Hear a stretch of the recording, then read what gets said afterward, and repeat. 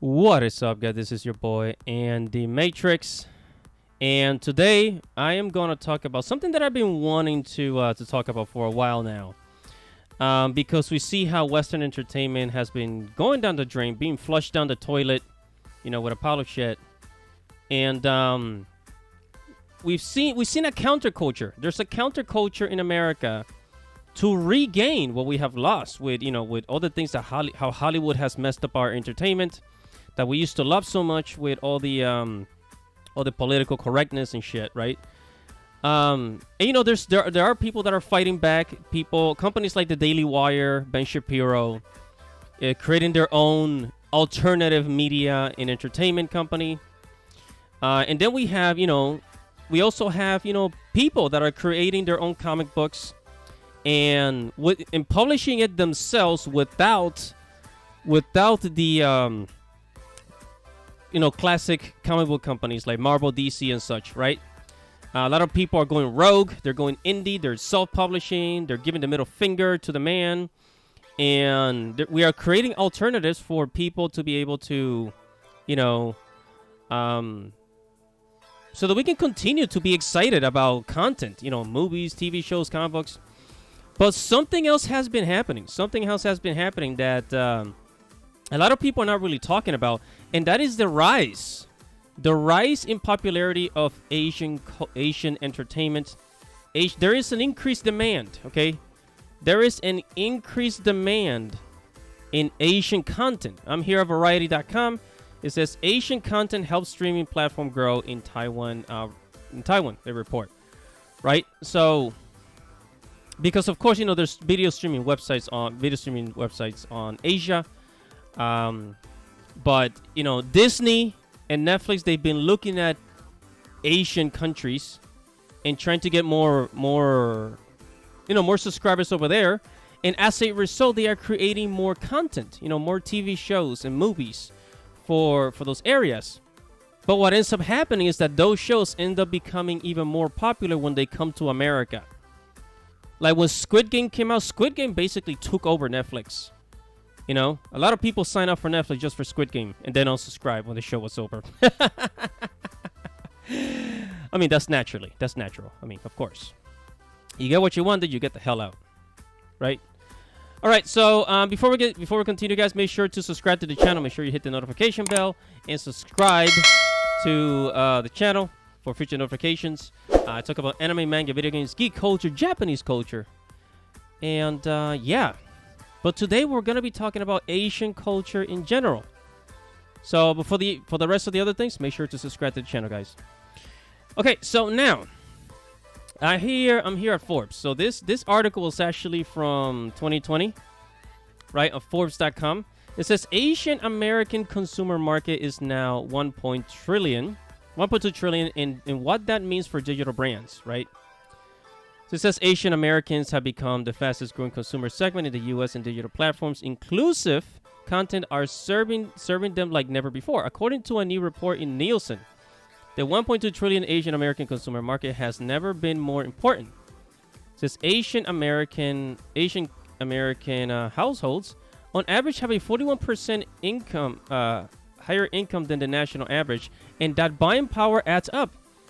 By 2024, Asian American buying power is projected to reach 1.6 trillion. We're literally 2 years away. The point is, there's a growth. There's a huge growth in Asian entertainment. And for example, Netflix, here at Hollywood Reporter, Netflix is to spend nearly $500 million on Korean content this year. This was 2021 last year, and we got Squid Game, and they're gonna be making more and more of these shows, right?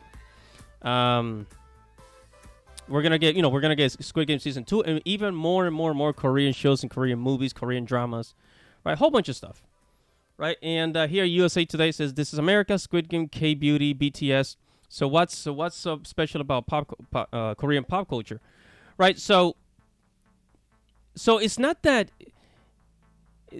people, in whether if you're Latino, Caucasian, African American, whatever, Arabian, Indian, whatever, there is a huge demand for Asian content. And I've actually made a video about this. Japan leads U.S. demand for foreign language programs, and it's not just anime. So we already know that anime is the big dog, right? Anime is the big dog when it comes to like Asian entertainment. Anime rules, manga rules, and then there's manhwa. But okay, manhwa is nowhere near as popular as Japanese manga. Okay, let's just leave it like that, right? But it's increasing so much and it's becoming so popular.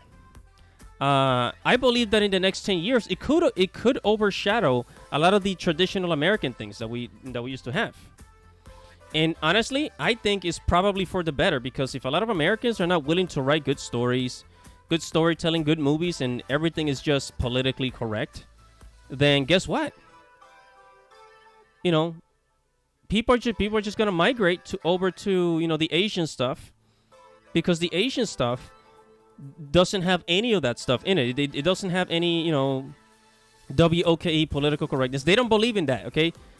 A lot of the political correct stuff that's pushed here in America, they don't believe it in Asia, right? And I think that's that's one of the driving forces of people migrating over to that that sort of entertainment.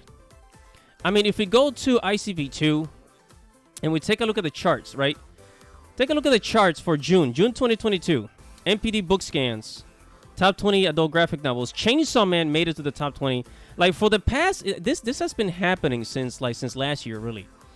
Since last year, manga has been just killing the living crap out of comic book sales. And the comic book industry, they like to, add in those numbers saying that, oh yeah, the comic books are doing just great. Except what they're not telling you is that, they're counting anime as comic books as well in America, when really it's all completely separate. Right? They got the new Deadpool manga, right? Chainsaw Man. I mean, look, there's 20 listings here, and at the very top is Chainsaw Man, Spy X Family, Jujutsu Kaisen, Demon Slayer. There's even something called Toilet Bound Hanako-kun. I don't know what the heck that is about, but something called Toilet Bound made it to the top 20, as opposed to the American comic book stuff. So on this list, you can assure that what this means is like each of these books have sold over like probably 30 to 50,000 more in the past month. Way more than a lot of comic books, just so you know. So yeah, and I think within the next 10 years, and Asian entertainment could overshadow the American stuff. Because once upon a time, the American entertainment, movies and TV shows, they would overshadow a lot of stuff from Asia. But now everything has turned. Now Asia is creating a lot of the stuff that people want to watch, and America is creating a lot of the things that is driving people away. So, and honestly, I love Asian stuff. I love the Japanese anime, manga, and movies. I love the Korean movies. Koreans, they make really good freaking movies, man. You guys ever watch Old Boy? Koreans make really good fucking movies. Okay? And I'm not, and of course the Chinese movies, Kung Fu, all that stuff that we see. And also, Korean dramas. My sister loves Korean dramas. And yeah, it's just gonna keep getting better. And most likely, a lot of these, American movie directors and people in the movie industry in Hollywood, they're just gonna look at this and they're just gonna ignore it and say, yeah, whatever. They're not gonna learn from it. But whatever your thoughts are, make sure to subscribe to the channel. Oh, excuse me. Make sure to comment below. Make sure to like this video, share this video, and subscribe to the channel, guys. Hit the notification bell for future notifications. I'm gonna keep covering stuff like this. So, thank you guys for watching. This is your boy Andy Matrix, and Godspeed.